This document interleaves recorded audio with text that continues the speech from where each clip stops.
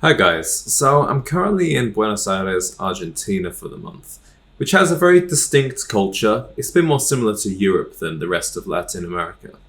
And something struck me the other day when I was at the gym here. So, at the gyms in my home city in the US, the majority of guys there are absolutely huge, or at least they're trying to get absolutely huge. The dumbbells go up to 120 pounds, and guys talk about steroid use pretty openly in the gym. It's a very different story here at the gyms in Argentina. The men here are, on the whole, in much better shape physically, but they're not so concerned with being overly muscular or large. The dumbbells only go up to 30 kg, which is about 65 pounds. For them, it's more about being athletic and well proportioned than being strong and big for its own sake. So it got me thinking about this kind of difference in attitude about aesthetics in terms of body types, and whether this also applies to style, and I actually think it does in some subtle ways. So I think there are some American tendencies and thought patterns which hold the men of our fantastic country back a little bit when it comes to being well dressed. And I'd like to share those with you now before I return back to California. The first American principle you want to avoid if you want to be more stylish is thinking that you have to be 100% masculine all of the time. In America, men grow up with role models like Arnold Schwarzenegger, Sylvester Stallone, and now, these days, Sam Sulek. But European men have a greater understanding of aesthetics and balance over just size and power. So how does this apply to style? Well, I would say that American men generally find it harder to understand and align themselves with the female gaze than their European counterparts. And if you want to understand a little bit more about the female gaze and how you can apply it to your own style, check out my video here where I give a full breakdown and explanation with some suggestions too. But let me give you a couple of quick examples, alright? So one of the ways that American men often try and stay more masculine is by avoiding the slim fit, right? They tend to go for more baggy and loose. So the slim fit is a trademark of the Italian suit, but you can also apply this more elegant fit to everything in your wardrobe. But a lot of American guys avoid the slim fit. They think it's not masculine or it wouldn't be comfortable. Another way that an American man's fixation on being masculine holds him back is his avoidance of certain colors and patterns. It's such a complete myth to think that there is anything unmasculine or feminine about a color like pastel, pink or blue, or a flamboyant accessory like a pocket square or boutonniere. These are all ways that you can stand out more as a stylish man. Americans prioritize comfort and functionality over style.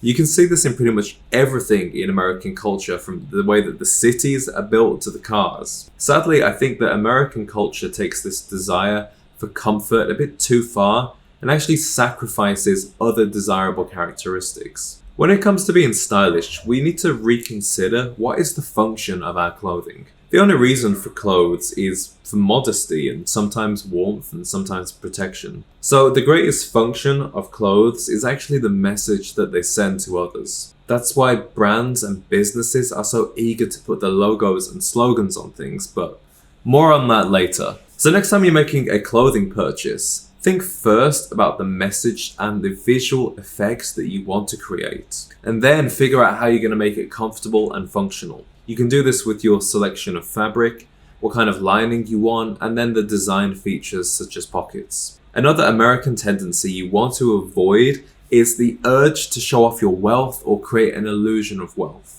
Most Americans use clothes to try and indicate status by wearing trends and labels instead of indicating their knowledge of style. You see this most obviously with the wearing of logos and designer motifs, especially on women, but you also see it on guys too. What's funny about this is that these brands have high-end lines and low-end lines, right? So for example, Ralph Lauren, they have the relatively inexpensive polo line, and all the clothes from that line have the logo on. But then there's also Ralph Lauren Purple Label, which is several times more expensive. No logos in sight. So don't become a billboard for somebody else's business. In my opinion, these attempts to look high status actually come across as quite low intelligence. Show your intelligence by cultivating your own style. If you want to show off your taste, not your money. And if you want to be seen as original, not a follower of the latest trend. The US has the most consumerist culture in the world, and the economy depends on people feeling a constant need to buy stuff that they really could do without. You might think that to be more stylish, you need more clothes. And you might think that all the stylish guys out there have huge closets and big pockets to buy everything they want. But this couldn't actually be further from the truth.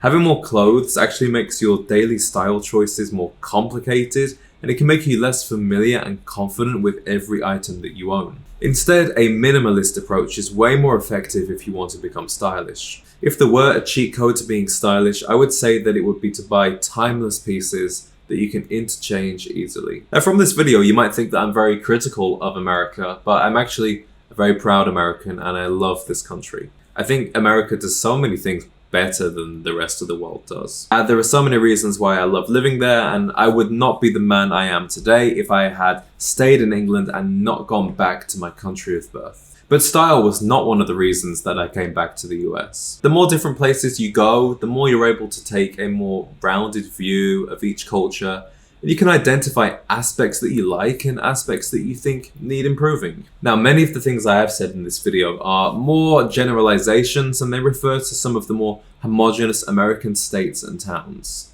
There are some examples of very stylish cities and individuals in the USA. If you want to learn more about the best dressed Americans, check out my video here, the 3 best dressed places in the USA. It's actually the top viewed video on my entire channel, so I'm sure you will find it both informative and entertaining and a refreshing change from a lot of the other stuff that you see on style channels here on YouTube. Until the next video, guys, let me know in the comments, do you think the American attitude has a negative impact on the style of most people? I always enjoy chatting with you guys in the comments, so let me know what you think and I'll see you all there.